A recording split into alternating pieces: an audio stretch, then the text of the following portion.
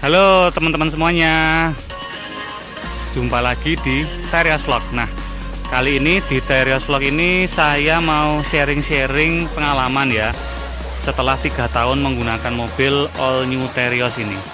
Jadi ini mobil merupakan pengembangan atau gen setelah Terios Konde ya. Kemudian ini saya beli di awal-awal peluncuran all new Terios dan all new Rush. Nah, ini saya inden itu sejak Januari 2018. Kemudian baru mendapatkan unit ini di akhir April 2018. Itu karena yang saya maui antara warna hitam atau putih itu baru keluarnya itu di April. Ya mungkin saya kalah cepet sih dengan beberapa calon pembeli yang lain kali ya. Tapi it's okay lah, nggak apa-apa. Nah, ini setelah 3 tahun ini kondisi mobil saya ya seperti ini ya teman-teman, yang kalian lihat. Alhamdulillah masih utuh teman-teman. Dalam artian tuh kita itu atau saya itu nggak pernah kena accident yang fatal ya, paling cuman kayak keseruduk dari belakang itu pernah, kemudian nyerempet taksi itu pernah, dan itu hal-hal yang wajar karena ya mobil digunakan ya teman-teman. Kemudian untuk bagian-bagian lain seperti cat dan lain-lain terus alhamdulillah ini masih mulus, bagus teman-teman. Karena juga saya parkirnya itu selalu di dalam garasi. Jadi tidak parkir yang di luar, yang resiko untuk catnya memudar itu lebih tinggi karena nggak cuma dari terik matahari tapi juga dari air hujan. Nah, ini kebetulan saya shoot itu ini di Subang, Jawa Barat. Ketika saya road trip singkat sama keluarga ya. Nah, ini nggak di Jogja ya, ini di Subang. Ini tepatnya di Cijalu Resort, di parkirannya. Kemudian dari bagian luar selain bagian cat itu, bagian kaca-kaca sama karet-karetnya juga masih baik ya teman-teman. Ya ini memang mobil itu kalau kita itu parkirnya di tempat teduh, tidak yang kena terik atau kena air hujan terus menerus, itu insya Allah awet. Makanya buat teman-teman yang punya kendaraan roda 4 memang alangkah baiknya kalau parkir itu diusahakan teduh ya, seperti itu. Kemudian apalagi ya, untuk kaki-kaki, shockbreaker, rem, cakram, rem tromol belakang masih berfungsi dengan baik, normal seperti itu, nggak ada masalah sama sekali. Kita cek bagian mesin yuk. Kita buka dulu ya kap mesinnya.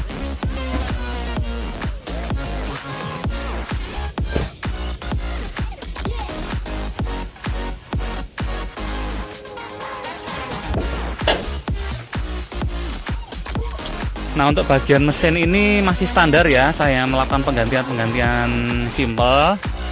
Untuk detail penggantian sudah saya jelaskan di video saya sebelum ini.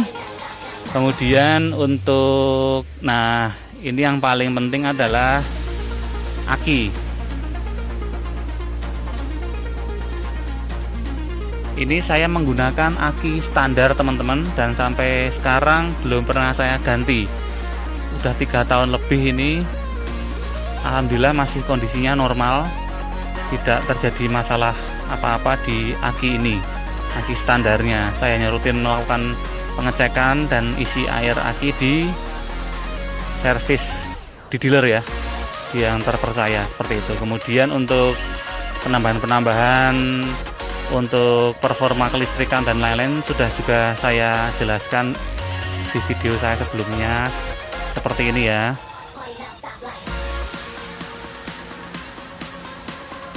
Nah, itu ada tambahan untuk stabilizer kelistrikan berikut kabel ground seperti itu.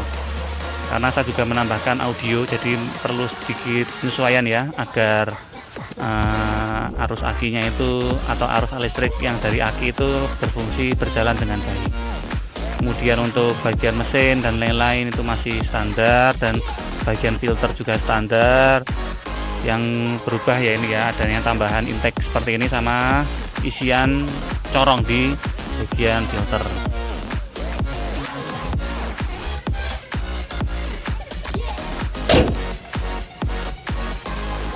Nah, ini untuk DRL teman-teman, DRL nya juga Saya pasang udah sekitar 2 tahun. Ini masih berfungsi dengan baik ya teman-teman, masih normal nyalanya.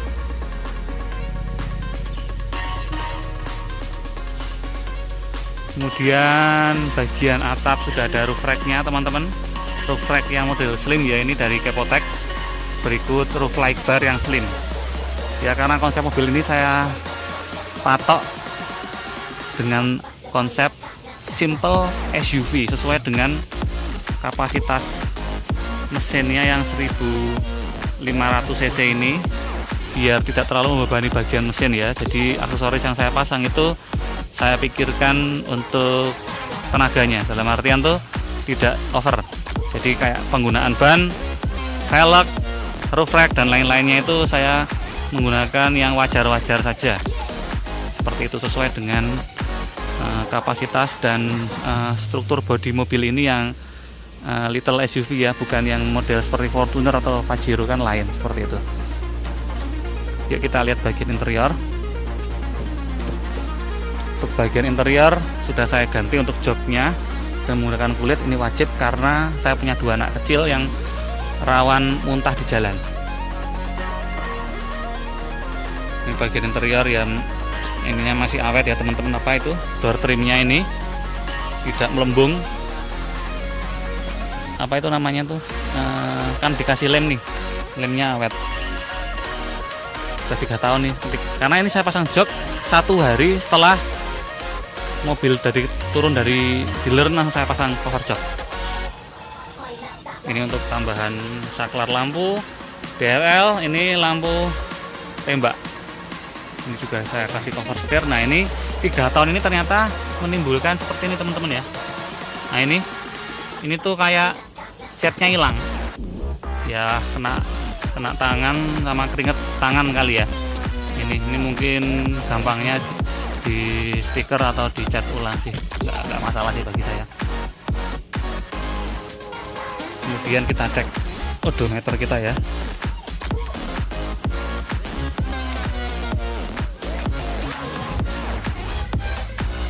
Tiga tahun ini saya mendapatkan kilometer 22.950 ya, masih tergolong kilometer rendah ya, karena emang saya hanya pakai ini untuk acara keluarga saja. Kemudian beberapa variasi yang lain di sini tuh saya pasang yang fungsional ya. Ini ada dashcam di sini, tuh dashcamnya model sembunyi atau slim.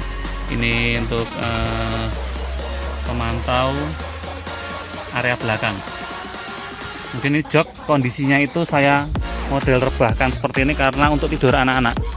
Karena kemarin pas perjalanan itu anak-anak tidur, jadinya ini saya rebahin joknya seperti itu. Ini juga ada tambahan untuk lampu kolong ya. Nah, biru seperti ini bisa diganti-ganti warnanya RGB. Di playlist saya yang Terios Vlog ini udah ada tutorial pemasangannya RGB dan lain-lainnya. Cek ya di playlist saya yang Terios Vlog seperti itu. Ini juga ada untuk voltmeter, untuk indikator aki berapa arusnya seperti ini. Kalau di bawah 12 dia akan berbunyi titik menandakan bahwa akinya ngedrop. Ini alhamdulillah masih normal ya, 13,8. Ini juga ada tambahan untuk USB charger, ini juga charger juga bisa. Ini untuk colokan untuk lampu RGB-nya atau lampu kolong RGB-nya. Ini untuk charger HP ya, karena saya kalau keluar kota itu pasti pakai Maps, dan HP itu saya tempelin di sini pakai gurita. Tempelin di sini aja. Ini kan ada space kosong nih. Ini space kosong, saya tempelkan gurita di sini. Berikut HP-nya. Di HP-nya itu udah ada guritanya. Tempelin di sini aja. Nggak usah pakai kayak holder tuh, saya nggak pakai. Saya pakai gurita aja tinggal ini. Karena ini tekstur untuk frame head unitnya udah pakai cat ya. Ini jadinya menempel sempurna ketika dipasangi gurita. Ini head unit masih standar, nggak ada masalah sama sekali juga, masih normal. Ini juga saya ada tambahan jam. Ini untuk jam, karena ini untuk perlu ya untuk mengetahui pengendara, karena jam di sini tuh yang tahu cuman saya. Kalau penumpang itu nggak ada jamnya di sini, jadinya saya pasang jam di sini. Ini juga ada kartu tol.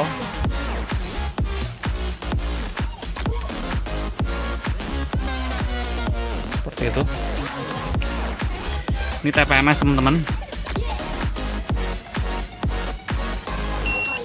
untuk mengukur tekanan ban. Ini kondisi mesin masih nyala, saya nyalakan DRL ya, ini DRL nya udah on. Kemudian ini saya juga nyalakan lampu tembaknya nih.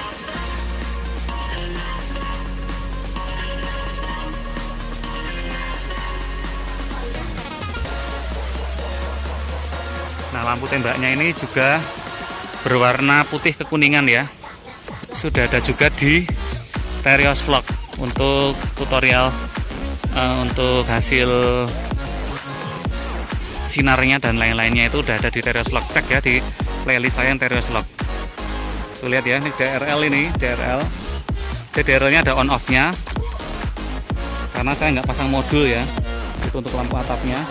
Jadi sebaiknya DRL itu memang kalau kondisinya senja itu senja atau malam itu off. Jadi ya harus pakai modul, karena saya males pasang modul, jadinya pakai kabel on off aja. Kalau malam nggak pakai itu biasanya saya offin, kalau siang saya nyalain, seperti itu. Itu sama dengan konsep DRL nya untuk R3 ya. R3 yang Suzuki Sport itu kan juga ada DRL nya di bagian bumper, sama yang Xenia yang lama itu kan juga gitu. Jadi ada tombol on off nya. Kalau untuk DRL yang sebenarnya itu kan kayak Pajero atau Fortuner itu kan kalau lampu senja itu DRL nya otomatis akan meredup. Itu bisa juga nambahin modul, kalau saya belum sih. Next mungkin seperti itu. Itu lampu tembaknya sangat terang, sangat membantu ketika kita melewati jalan yang gelap sekali, hutan seperti itu mungkin. Jadi ini dipakai tertentu aja ya, jangan sering-sering dipakai. Kalau DRL nggak apa-apa, karena listriknya itu kan kecil untuk konsumsi dayanya. Ini juga ada saya tambahkan stiker fasten seat belt. Lain-lainnya masih standar ya. Nah, seperti itu untuk TPMS nya, musik dan normal. Saya matikan dulu dashcamnya biar nggak ngerekam. Nah, itu udah off. Ini saya juga ada kompas nih, penting kompas untuk penunjuk jalan ya, untuk penunjuk arah. Sama ini termometer, ini juga aku sebenarnya carinya kompas doang sih, tapi ya karena ini juga ada tambahan termometernya ya, ben wangun aja sih. Sebenarnya saya nggak terlalu butuh itu untuk termometernya, karena di indikator aslinya mobil udah ada. Ini juga saya tambahkan ini untuk uang receh atau tataan buat HP atau buat serbaguna seperti itu. Ini juga ada tempat tisu teman-teman sini. Sampingnya ada logo Daihatsu di sini, simbol. Ini untuk tempat ada kacamata. Untuk baris keduanya masih normal, tidak ada perubahan yang terlalu ekstrim ya teman-teman. Ini juga saya menambahkan untuk meja makan seperti ini, karena butuh untuk tempat makan anak-anak. Ini juga ada hooknya. Ini hooknya ini awet loh teman-teman, kuat banget ini hooknya. Untuk material plastiknya bagus ini hook ini, karena dia konstruksinya mengelilingi untuk headrestnya ini. Dia mengelilingi sini, jadinya tumpuan bebannya itu jadi komplit. Ini pun bahannya tebal banget nih, jadi dimuati 5 kilo pun 3 kiloan lah, itu masih sangat bagus, sangat worth it lah, kuat seperti itu. Kemudian ini untuk tambahan untuk armrest. Sebenarnya ini konsol box, bukan armrest. Ini konsol box yang saya berikan tambahan busa seperti ini. Ini busanya juga portable, bisa dicopot seperti ini ya, ada karetnya. Ini sangat bermanfaat untuk rebahan tangan saya kalau capek seperti itu, ini empuk. Kemudian ini juga ada pocket tempat belakang naruh sesuatu. Ini ya, untuk garis belakang ini masih saya kondisinya rebahan seperti ini karena konsep untuk tidur anak.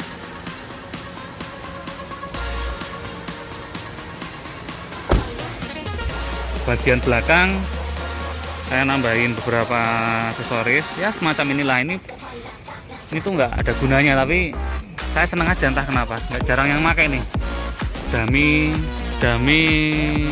penarik penarik kayak towing ya, tapi ini towingan. Saya juga nggak masang towing bar karena saya kurang cocok ya dengan towing bar.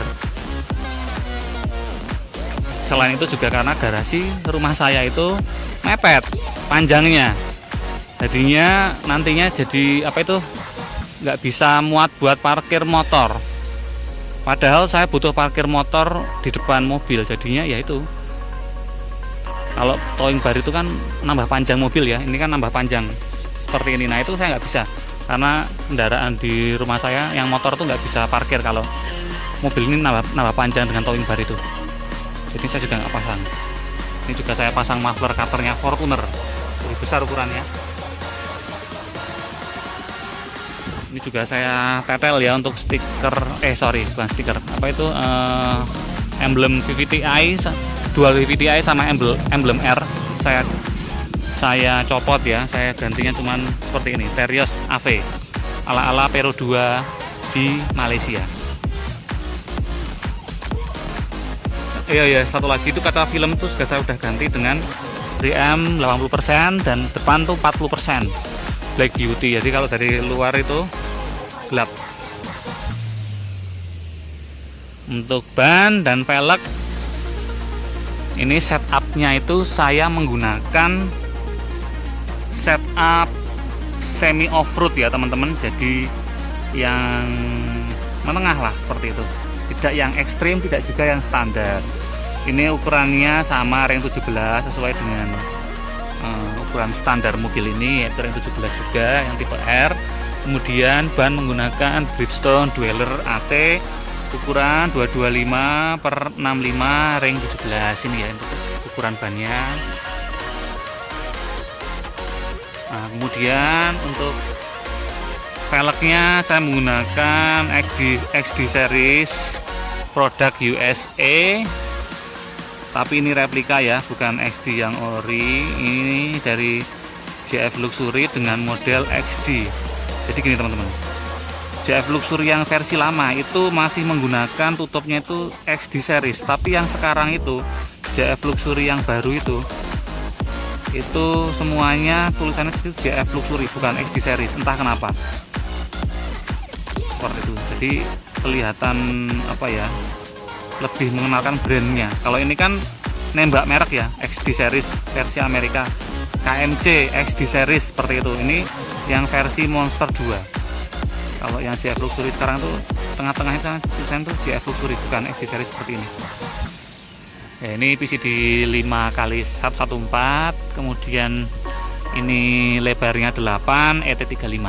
Ini saya pandang setup seperti ini cukup nyaman, tapi juga menambah performa di medan lumpur ya, sedikit, nggak banyak, tapi cukup lah seperti itu. Karena saya juga jarang, nggak terlalu sering juga ke area lumpur. Ini juga saya menambahkan untuk cover rem Brembo ya. Ini juga berfungsi untuk melindungi kaliper dari kotoran yang dari sini ya, yang dari luar. Kalau dari sana tetap kena kotoran. Dan juga untuk tambah look aja sih seperti itu. Looknya biar makin kece, warna merah seperti itu. Ada ornamen warna merah di dalam velg warna hitam itu kayak sesuatu yang gimana gitu loh, greget gitu lah teman-teman. Kemudian ini saya juga mengganti untuk bautnya dengan baut L stainless ya, model seperti ini. Saya ganti biar lebih kece aja sih. Tuh lihat dari samping itu kelihatan ada timbul-timbulnya seperti ini.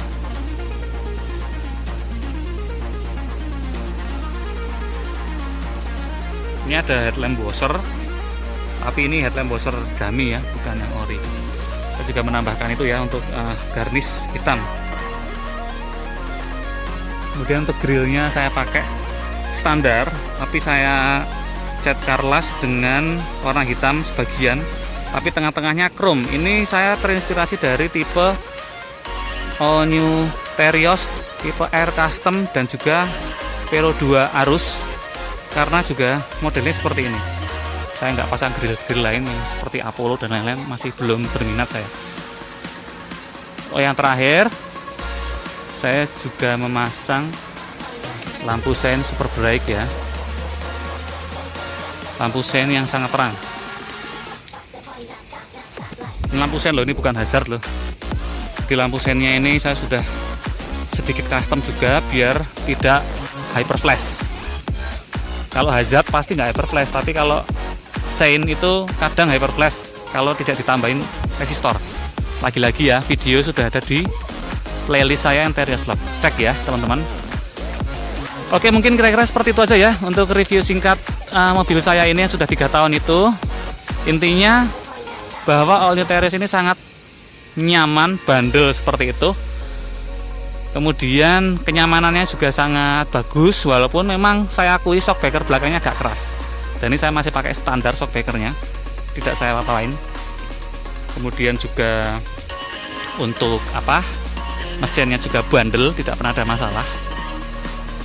Nah, kemudian juga struktur bodinya itu juga sangat nyaman, pas dengan kondisi jalan Indonesia.